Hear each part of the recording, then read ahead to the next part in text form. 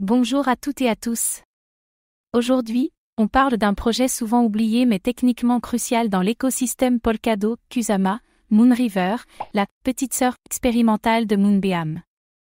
Déployé sur le réseau Kusama, Moonriver a été pensé comme un environnement de test en conditions réelles, avec ses propres utilisateurs, ses propres DApps, et pourtant, elle ressemble de plus en plus à une blockchain fantôme. Alors qu'elle a été l'une des premières parachains à attirer les développeurs EVM dans l'univers Polkadot, où en est Moonriver aujourd'hui?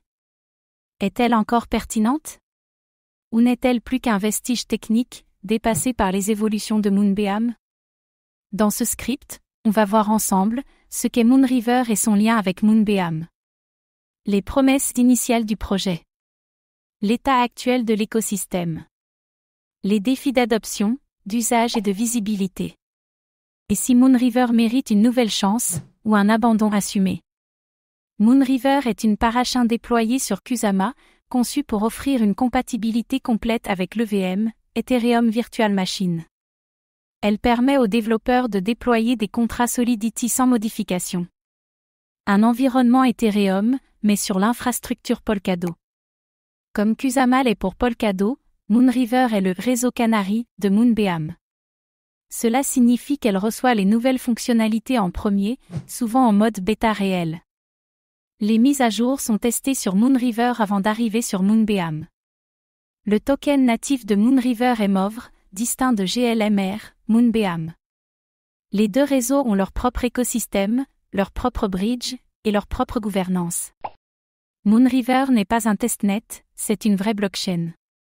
Moonriver a gagné l'une des premières parachains auctions sur Kusama, grâce à un soutien communautaire massif.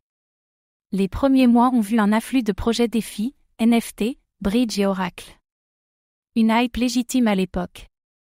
À l'époque, déployer sur Polkadot demandait de maîtriser Substrat. Moonriver proposait une alternative VM native, donc facile à adopter pour les développeurs Ethereum. Une porte d'entrée vers l'écosystème KSM. Avec une supply illimitée, 10e MOVR, des frais faibles, et un rôle clé dans le réseau, MOVR était vu comme un token à potentiel. L'usage du token était lié au smart contract, aux frais, et à la gouvernance. Le nombre de transactions, d'utilisateurs actifs, et de TVL a fortement baissé. Beaucoup de DApps initialement déployés sur Moonriver sont partis sur Moonbeam ou d'autres chaînes. Un réseau en perte de vitesse.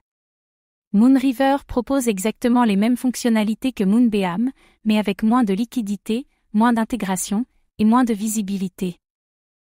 Le « test en conditions réelles » ne suffit plus à justifier son existence. Une version redondante pour beaucoup d'utilisateurs. Les réseaux sociaux, forums, et gouvernance de Moonriver sont peu actifs.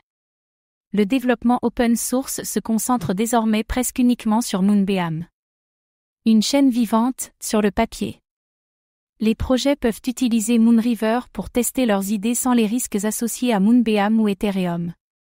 C'est un espace plus libre, moins regardé. Idéal pour les expérimentations communautaires. Kusama et Polkadot avancent sur l'intégration des parachins avec des protocoles cross-chain, XCM, IBC. Moonriver pourrait jouer un rôle d'interface EVM avec d'autres blockchains confidentiels ou spécifiques. Un rôle technique encore utile. Des communautés locales ou thématiques utilisent encore Moonriver pour tester des DAOs, des jeux, ou des NFT privés. L'environnement léger et sous le radar peut être un atout. Un bac à sable communautaire viable. MOVR a chuté fortement depuis son ATH, avec peu de catalyseurs à court terme. Mais sa supply illimitée, son usage on-chain et son rôle dans les frais lui donnent une base solide. Pas un même token, mais un actif de couche 1. Le stacking de MOVR reste possible via des validateurs Kusama. Les détenteurs participent au vote sur les mises à jour du protocole. Une gouvernance technique plutôt que communautaire. Certains suggèrent que de nouveaux incentives, grants, farming, NFT reward, pourraient raviver l'écosystème.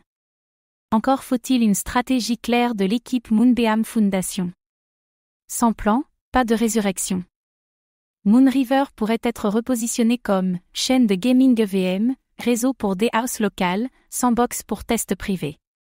Mais il faut une vision claire, porté par une équipe active. Kusama joue ce rôle pour Polkadot, et Moonriver pourrait devenir un testnet avancé, avec incitation réelle. Une sorte de Ropsten plus récompense. Ce n'est pas glorieux, mais fonctionnel. Certains estiment qu'il serait plus sain de rediriger les ressources vers Moonbeam et d'archiver Moonriver. Moins de fragmentation, plus de clarté. Un choix difficile mais stratégique. Moonriver a été un pionnier de l'EVM sur Kusama, un incubateur technique, une vitrine d'innovation. Mais en 2025, il semble bloqué entre deux mondes, trop mature pour tester, trop inactif pour produire. Son avenir dépendra d'un repositionnement stratégique ou d'un choix clair de réduction. Moonriver ne manque pas de potentiel, mais de mission.